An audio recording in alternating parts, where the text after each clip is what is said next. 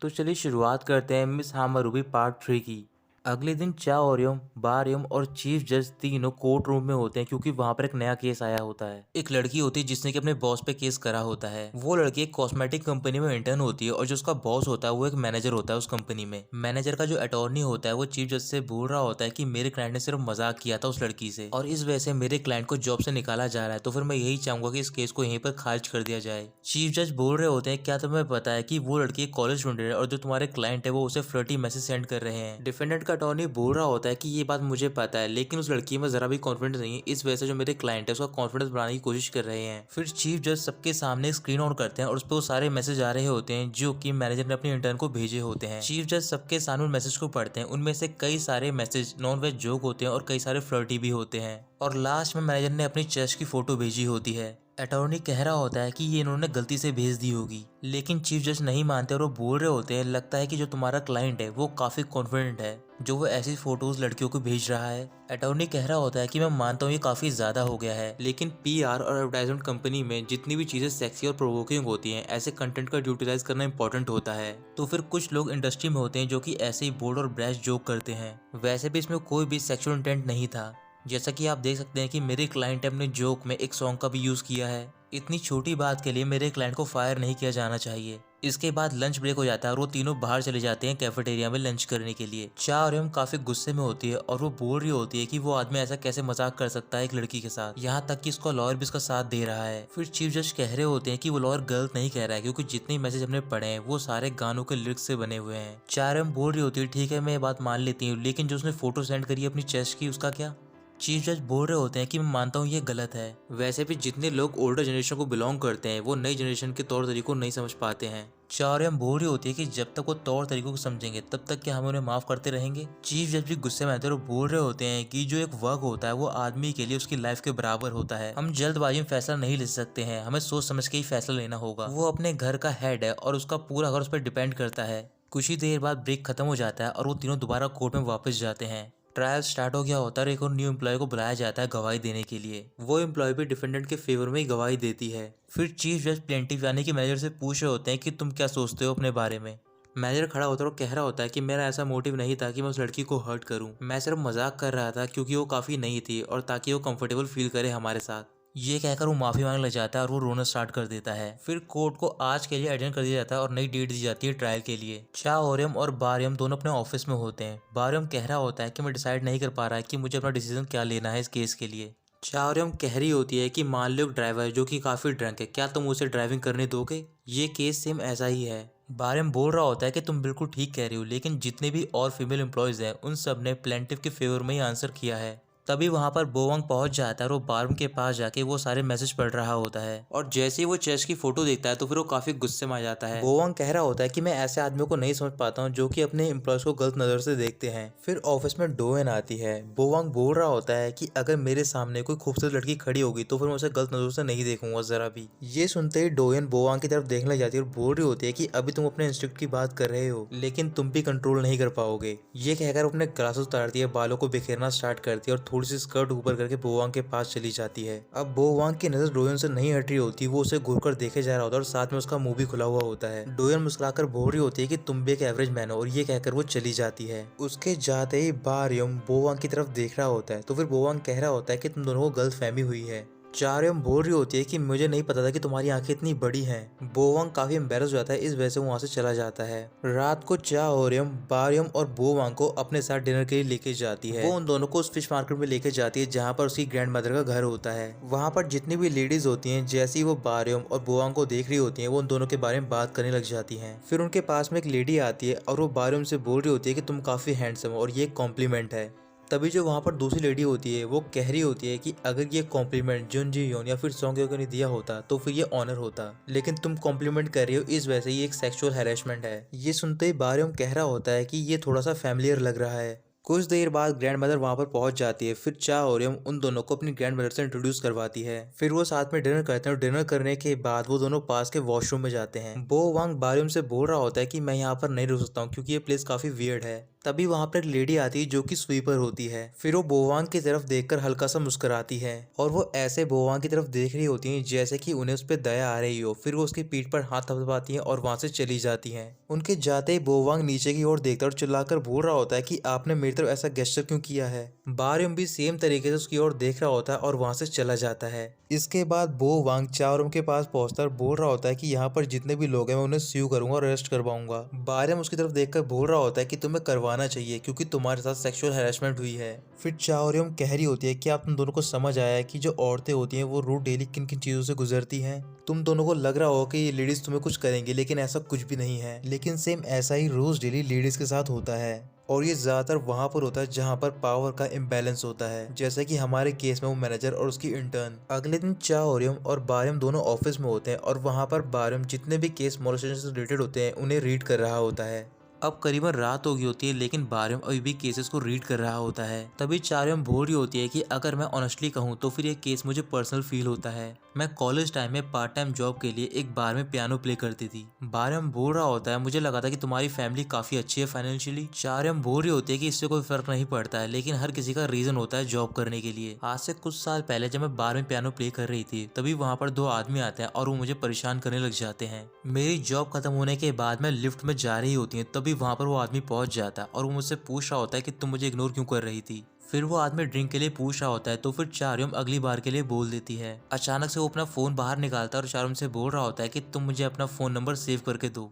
Lift अभी 13 floor तक पहुंची होती है तो फिर चाओरयम उस पर एक नंबर टाइप करके उस आदमी को दे देती है। फिर वो आदमी उस नंबर पे कॉल करता है और काफी देर तक रिंग होने के बाद कोई भी उसे पिक नहीं करता। फिर वो आदमी गुस्से में चाओरयम से पूछ रहा होता है क्या तुमने मुझे गलत नंबर दिया है। तभी लिफ्ट फर्स्ट फ्लोर पे पहुंच जाती है और जैसे लिफ्ट का डोर ओपन होता है तभी चाओरयम वहां से भाग जाती है। बारयम को सुनकर ये काफी गुस्सा आ रहा होता है और बोल रहा होता है कि वो आदमी तुम्हारे साथ ऐसा कैसे कर सकता है।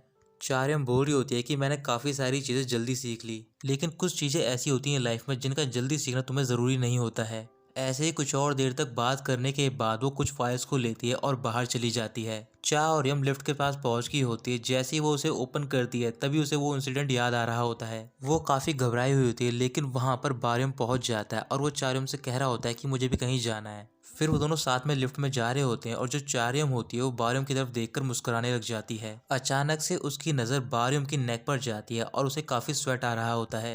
चाओरयम पूछ रही होती है क्या तुम भाग कर रहे हो, लेकिन बारयम मना कर देता है। चाओरयम बारयम के हाथ की ओर देखती है और उसने अभी भी पेपर ग्रिप पहन रखी होती है और वो समझ जाती है कि वो जल्दबाजी में यहाँ पर आया है। अगले दिन केस की हेयरिंग होती है तो फिर सबसे पहले क्वेश्चनिंग के लिए फीमेल इंटर्न को बुलाया जाता है जो कि प्लेंटिफ होती है। प्लेंटिव का जो अटॉर्नी होता है वो उससे पूछ रहा होता है कि जितने भी तुमने सबूत जमा किए हैं वो सारे सच हैं। प्लेंटिव हाँ बोलती है और अटॉर्नी यहीं पर रुक जाता है। इसके आगे वो कोई भी क्वेश्चन नहीं पूछता है। ये देखकर बारयम काफी हैरान होता है और वो अपने मन में बोल रहा होता है कि वाकई में अटॉर्नी अपने क्लाइंट के लिए केस जीतना चाहता है या फिर नहीं। इसके बाद बारी आती है डिफेंडेंट के अटॉर्नी की। फिर वो सीधा प्लेंटिव के पास जाता है और चिल्लाकर उससे बोल रहा होता है कि जो भी तुम मुझसे कहोगी वो मेरी आंखों में देखकर कहोगी। तभी जो चीफ जज होते हैं वो अटॉर्नी से बोल रहे होते हैं कि ये कोई अमेरिकन लीगल ड्रामा नहीं है, तुम्हें जाकर अपनी सीट पर बैठना चाहिए क्योंकि तुम्हारा भी जो माइक्रोफोन है वो काम कर रहा है। अटॉर्नी चुपचाप जाकर अपनी सीट पर बैठ जाता है और फिर वो प्लेंटिव से कई सारे क्वेश्चन पूछता है उसकी जॉब को लेकर। जॉब से रिलेटेड क्वेश्चन पूछने के बाद अटॉर्नी प्लेंटिव से बोल रहा होता है क्या तुम्हें नहीं लगता है कि जितने ही मैसेज मेरे क्लाइंट ने तुम्हें सेंड करे हैं वो सारे तुम्हारा कॉन्फिडेंस बूस्ट करने के लिए करे हैं। प्लेंटिव बोल रही होती है कि ऐसा नहीं है, इनने कई सारे मैसेज ऐसे सेंड करे हैं जो कि इनअप्रोप्रिएट हैं। अटॉर्नी पूछ रहा होता है क्या तुमने वो सारे मैसेज एविडेंस के लिए सबमिट किए हैं। प्लेंटिव मना कर देती है और बोल रही होती है कि मैंने सारे मैसेज उसी टाइम पर डिलीट कर दिए। इसके बाद अटॉर्नी क्वेश्चन पूछना बंद कर देता है और प्लेंटिव जाकर अपनी सीट पर बैठ जाती है। अब एक और विटनेस को बुलाया जाता है जो कि असिस्टेंट मैनेजर होती है। असिस्टेंट मैनेजर भी डिफेंडेंट के फेवर में ही सारे आंसर देती है। फिर जो चीफ जज होते हैं वो प्लेंटिव के अटॉर्नी से बोल रहे होते हैं क्या तुम्हें कुछ पूछना है, लेकिन वो मना कर देता है। फिर एक और विटनेस आती है और वो भी डिफेंडेंट के फेवर में आंसर करती है। सारे आंसर सुनने के बाद जो प्लेंटिव होती है वो रोने लग जाती है। वहीं कोर्ट में फीमेल एम्प्लॉय बैठी होती है जो कि बार बार प्लेंटिव की तरफ देख रही होती है और इस बार उसे ही विटनेस के तौर पर बुलाया जाता है, लेकिन वो भी डिफेंडेंट के फेवर में ही आंसर करती है। डिफेंडेंट का अटॉर्नी चीफ जज से बोल रहा होता है कि आपको ये केस यहीं पर खत्म कर देना चाहिए। कुछ देर तक चीफ जज सोचने लग जाते हैं। फिर वो सबसे बोल रहे होते हैं कि आज के लिए इस हियरिंग को यहीं पर रोका जा रहा है, लेकिन प्लीडिंग के लिए एक और दिन अपॉइंट किया जा रहा है और उसी दिन इस केस का रिजल्ट भी सुनाया जाएगा।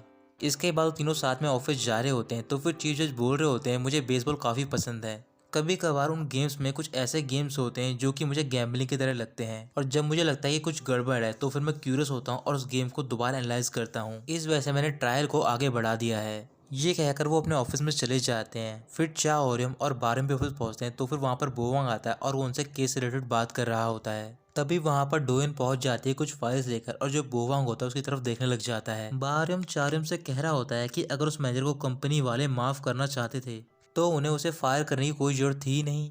वो इतना इसे कॉम्प्लिकेटेड क्यों बना रहे हैं। फिर चा ओरियम डोइन से पूछ रही होती है कि जितने भी एडवर्टाइजिंग कंपनीज होती है उनके ऊपर पावर किसकी होती है। डोइन बोल रही होती है कि जिस केस पे हम काम कर रहे हैं उसमें जो कंपनी है वो एक कॉस्मेटिक है। कॉस्मेटिक की एडवर्टाइजमेंट टीवी पे होती है, और जितना भी कॉस्मेटिक होता है वो ज्यादातर वुमेन्स यूज करती हैं। अगर सेक्सुअल असॉल्ट के बारे में सोशल नेटवर्क पे ये सब रिपोर्ट करा जाएगा तो फिर ये काफी बड़ा इशू होगा। ये कहने के बाद वो चारियम से बोलती है कि तुम्हें सेक्सुअल असॉल्ट सर्च करना है एडवर्टाइजमेंट में, और जैसे ही चारियम सर्च करती है वहां पर ऐसी कई सारी और भी न्यूज आ जाती हैं। चारियम समझ जाती है और वो कह रही होती है कि उस टाइम पर लोग कंपनी के बारे में बात कर रहे थे, इसी वजह से उन्होंने मैनेजर को फायर कर दिया। ट्रायल के दौरान ऐसा दिखाया गया कि वो वुमन को कंसीडर कर रहे हैं, लेकिन उनका असली इंटेंट है इस ट्रायल को हार जाना। तभी चा ओरियम और बारियम दोनों चीफ जज के ऑफिस में जाते हैं और ये सारी बातें बता देते हैं। चीफ जज बोल रहे होते हैं कि तुम्हारी बातों में पॉइंट तो है, लेकिन ये कोई क्रिमिनल केस नहीं है बल्कि एक सिविल केस है। ये दो पार्टीज के बीच की लड़ाई होती है और जज को हमेशा न्यूट्रल रहना होता है। बारियम बोल रहा होता है कि हम अपनी अथॉरिटी का यूज करके फीमेल एम्प्लॉय को कॉल कर सकते हैं।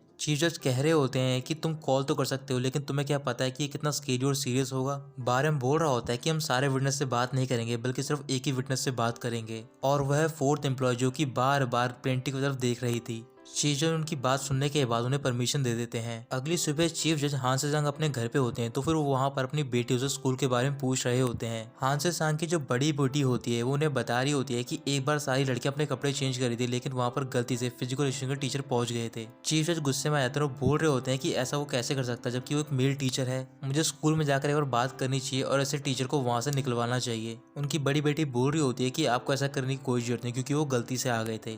थोड़ी देर बाद चीफ जज कोर्ट में पहुंचते हैं और ट्रायल को दोबारा स्टार्ट किया जाता है। सबसे पहले उसी विटनेस को बुलाया जाता है जो कि बार बार प्लेंटिफ की ओर देख रही होती है। बारम विटनेस से पूछ रहा होता है कि जो प्लेंटिफ है क्या वो मैनेजर के साथ ऑकवर्ड थी। विटनेस बोल रही होती है कि मैं श्योर नहीं हूँ। फिर वो उसे वो मैसेज पढ़ने को बोल रहे होते हैं जो कि मैनेजर ने भेजे होते हैं इंटर्न को, लेकिन विटनेस पढ़ने से मना कर देती है। तो फिर चारियम कह रही होती है मुझे लगा था कि जोक है, तुम तो इसे आसानी से पढ़ सकती हो ना। इसके बाद बारम विटनेस से पूछ रहा होता है कि तुम भी रेगुलर एम्प्लॉय बनने से पहले एक इंटर्न थी, और मुझे लगता है कि तुम्हारी और विक्टिम की एज काफी सेम है और शायद तुम दोनों का रिलेशन काफी क्लोज भी हो। विटनेस बोल रही होती है कि हमारा रिलेशन इतना क्लोज नहीं है। फिर बारम पूछ रहा होता है कि जब भी विक्टिम अकेली थी क्या तुमने उसके साथ लंच किया है, अगर किया है तो फिर कितनी बार।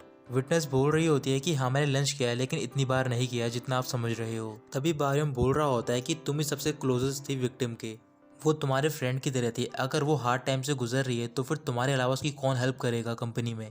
विटनेस कुछ भी जवाब नहीं देती है। चारियम विटनेस से बोल रही होती है कि अगर तुमने पहले कोई गलत जवाब दिया है तो फिर तुम उसे सही कर सकती हो। हर कोई लाइफ में मिस्टेक करता है, अगर लेकिन हमें बाद में पता चला कि तुमने झूठ बोला था तो फिर तुम्हें पनिशमेंट दी जाएगी। तभी अचानक से डिफेंडेंट का अटॉर्नी खड़ा होता है और वो प्लेंटिफ की तरफ पॉइंट आउट करके बोल रहा होता है कि ये लड़की सिर्फ कंपनी में आना चाहती थी, ये कंपनी एक फैमिली की तरह है और ये सिर्फ एक आउटसाइडर है। इस वजह से ये कोशिश करिए कि किसी भी तरीके से मैनेजर को यहाँ से बाहर निकाल सके। फिर वो विटनेस की तरफ देखकर बोल रहे होते हैं क्या तुम एग्री करती हो ना इस बात पे, तुम भी तो असिस्टेंट मैनेजर की तरह एक वुमन हो जो कि इनके जोक पे हंसा करती थी।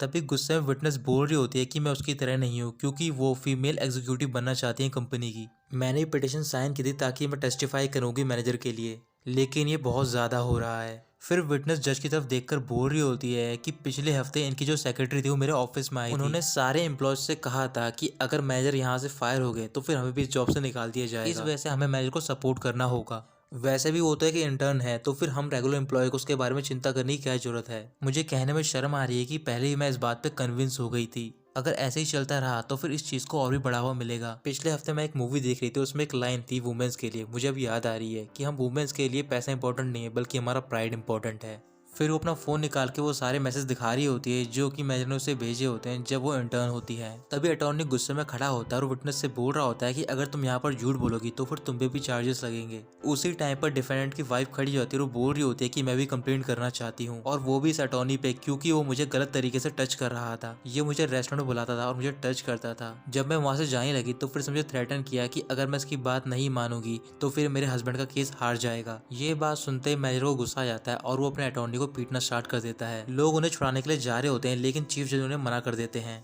आज के लिए हियरिंग को यहीं पर खत्म कर दिया जाता है। अगले दिन वो कोर्ट में जाते हैं रिजल्ट सुनाने के लिए और रिजल्ट होता है प्लेंटिफ के फेवर में। डिफेंडेंट को पनिशमेंट दी जाती है, उनके साथ में उस अटॉर्नी को भी दी जाती है जो कि उनकी वाइफ को छेड़ रहा होता है। ट्रायल खत्म होने के बाद बारियम अपने ऑफिस में होता है। फिर चारों मुझसे पूछ रही होती है क्या तुम्हारे पास वीकेंड के लिए टाइम है, क्योंकि मैं तुम्हें अपने साथ पार्ट टाइम के लिए गिग पर ले जाना चाहती हूँ। बारियम हाँ बोल देता है। फिर चारों वीकेंड पे बारियम को फिश मार्केट में लेकर जाते हैं और वहाँ पर हानबुक पहनकर वो दोनों फिश मार्केट को प्रमोट कर रहे होते हैं। उन दोनों की वजह से उस मार्केट की सेल काफी बढ़ जाती है। तो फिर जो ग्रैंड मदर होती है वो जाके बारियम के पास उसे थैंक यू बोल रही होती है। काम खत्म करने के बाद चाओरियम बारियम को अपने साथ एक गार्डन में लेकर जाती है। उससे बोल रही होती है कि ऐसा लग रहा है कि हम दोनों डेट पर आए हैं। बारियम कुछ भी रिएक्ट नहीं करता। फिर वो दोनों जाके एक बेंच पे बैठ जाते हैं। चाओरियम माफी मांग रही होती है और कह रही होती है कि मैं हमेशा केस से दूर रहना चाहती हूँ लेकिन रह नहीं पाती हूँ। क्या तुम्हें याद है कि क्लब मीटिंग के दौरान मैंने तुम्हें अपने टीचर के बारे में बताया था? मैं अभी तक नहीं भूल पाई हूँ उस टीचर के बारे में जो भी उसने मेरे साथ किया था। अभी मैं ठीक हूँ लेकिन कई बार वो चीज़ें मुझे इफेक्ट करती हैं। फिर बारियम पूछ रहा होता है कि तुमने ट्रेन पे वो सब कैसे किया? चारम कह रही होती है क्योंकि वहाँ पर मैं अकेली नहीं थी, वहाँ पर काफ़ी सारे लोग थे तुम्हारी तरह जो कि मेरी हेल्प करते। ये कहकर वो मुस्कुराने लग जाती है। तो दोस्तों यहीं ख़त्म होता है ये पार्ट।